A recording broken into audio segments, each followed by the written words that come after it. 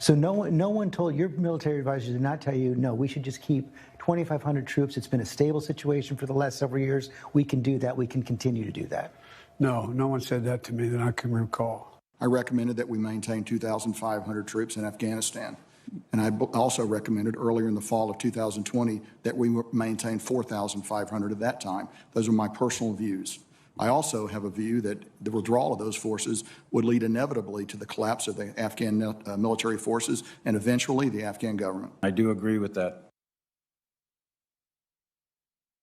Okay, joining me now to discuss is Texas gubernatorial candidate and author of Hold Texas, Hold the Nation, Lieutenant Colonel Allen West. Colonel, welcome back. These military advisors' statements are at odds with Biden's. You know, someone is lying here. Biden was talking to ABC and the generals were under oath. Where do you land on this, Colonel? Well, it's good to be with you, Chris. And first of all, I can say this. I just came back from a funeral service to bury a former classmate of mine at University of Tennessee, also a veteran.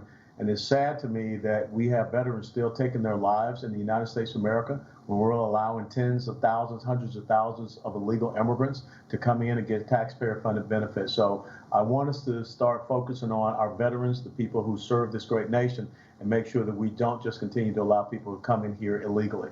Now, when you look at what happened up there on Capitol Hill in relation to the words that we just saw, it is very disconcerting because there's one thing that we need to have from our senior military leaders. They need to be able to put their stars on the table and say that I cannot support you in this policy, especially when we know that it ended up in the loss of life of 13 of our brave troops over there in Kabul, Afghanistan, who were put in a horrific situation. So I think that if these generals had acted a different way and reacted in a different way, we maybe would not have seen the debacle that we saw, as General Milley said, a strategic failure. That's a great point, because Mr. Milley also signed by not standing up to Biden, also signed on to Biden leaving our people behind.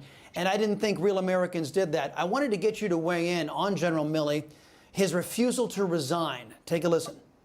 It would be an incredible act of political defiance for a commissioned officer to just resign because my advice is not taken. This country doesn't want generals figuring out what orders we are going to accept and do or not. That's not our job. Just from a personal standpoint, you know, my dad didn't get a choice to resign at Iwo Jima, and those kids that are at Abbey Gate, they don't get a choice to resign. And I'm not going to turn my back on them. I'm not going to resign. They can't resign, so I'm not going to resign. Good grief. Mr. West, what's your reaction to Milley wrapping himself in the unnecessary deaths of our service members, deaths that he signed on to when he executed orders of a man like Biden, a man who has been wrong on every major foreign policy decision in the last half century? Well, that's the whole point. He did turn his back on those men and women in uniform that he is supposed to stand up for as the chairman of the Joint Chiefs of Staff. When the decision was made to completely turn over Bagram, he should have stood up. When the decision was made to put our troops in an untenable position there at Kabul International Airport, he should have stood up. And I spent 2.5 years in Afghanistan. I can tell you that was a horrible operational and tactical decision that he obviously went along with. When you look at someone that has stood up and has said that I am resigning my commission in the United States Marine Corps, the lieutenant colonel who now has found himself put into the brig. And so I think that General Milley is talking out of both sides of his mouth. And we really want to see those military leaders that stand up and say that we're not going to allow this to happen to our men and women in uniform. They are trusting those senior military leaders, to include General Lloyd Austin, who I served with at Fort Bragg back when he was just a full colonel and a brigade commander. They are turning their backs on our men and women in uniform, and that's why you saw the lieutenant colonel in Camp Lejeune, North Carolina, speak out against them. Let's bring it back to yours and my beloved Texas. Disastrous policies have also triggered a crisis at the southern border. Mr. Biden continues to violate the Supreme Court order to reinstate the Remain in Mexico policy, a policy that was already negotiated under President Trump. But Biden's administration is claiming they need Mexico to agree to accept these illegal aliens. Does that pass the smell test with you? No, it does not pass the smell test because this was an agreement. This was a policy that was already in place. So therefore, Mexico had already agreed with it. It's very ironic that Joe Biden can come in and say that everything that happened in Afghanistan was President Trump's fault because he had already gone into this agreement. But yet when we have an agreement with Mexico, he can violate that agreement and open up our borders. What Joe Biden and his administration is doing is completely unconstitutional by implementing an open borders policy by executive order. And what he is doing, telling the Customs and Border Patrol and ICE to not uphold the rule of law and undermining the sovereignty of the great state of Texas. And I got to tell you, that's the primary reason why I'm running to be the next governor of Texas, because we need to have strong leadership at the state level that does not allow this onerous and intrusive nature of the Biden administration to topple Texas.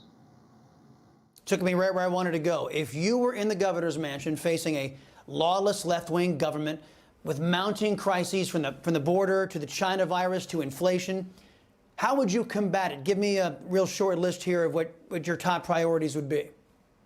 Well, you stand upon the rule of law, and first and foremost, a good leader sees the battle before it comes, and he wins the battle before it even happens. So if it had been Joe Biden getting sworn in, I would have done everything possible to block any of the policies that he would try to implement, like we said, with this open borders policy. And so we would take those duties and responsibility, constitutional duties that he has abdicated.